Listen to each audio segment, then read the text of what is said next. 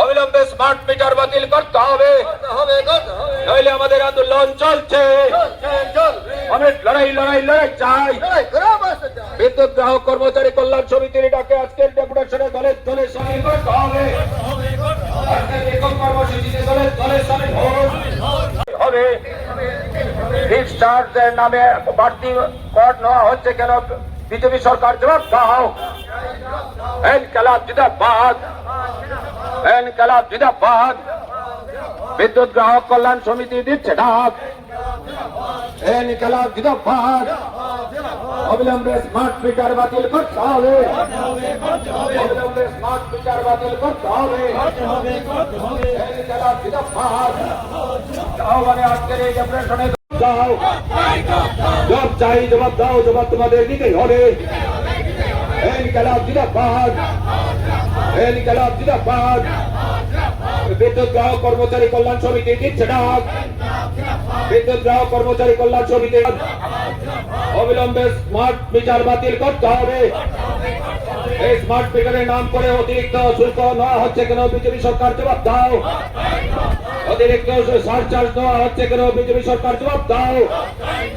জবাব চাই, জবাব দাও, জবাব তোমার। সরকারের বিদ্যুৎ গ্রাহকদের উপর যে নির্যাতন, তার মূল্য বৃদ্ধি, স্মার্ট মিটার ইনস্টলেশন নিয়ে যে দীর্ঘদিন থেকে আপনারা সমস্যার সম্মুখীন হচ্ছেন, সেগুলি বিস্তৃত আলোচনা আপনারা শুনেছেন।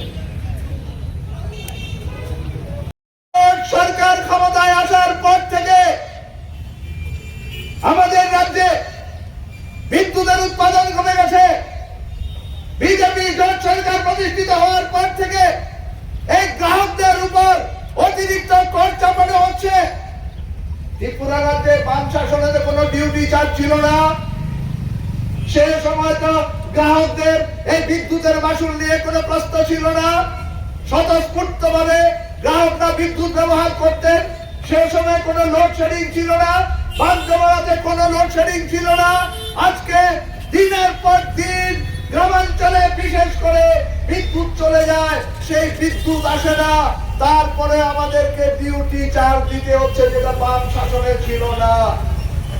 আছে কোন আলোচনা মন্ত্রী বক্তব্যের মধ্যে যে ফিক্সড চার্জ বলা হচ্ছে? বামফ্রন্টের সময় এই ফিক্সড চার্জ ছিল 25 থেকে 30 টাকা। আর আজকে ফিক্সড চার্জ, আমরা যারা বাড়ি ঘরে বিদ্যুৎ ব্যবহার করি, আমাদের ফিক্সড চার্জ সে সময় ছিল 25 থেকে 30 টাকা। আজকে সেই ফিক্সড চার্জ 210 টাকা থেকে 300 টাকা।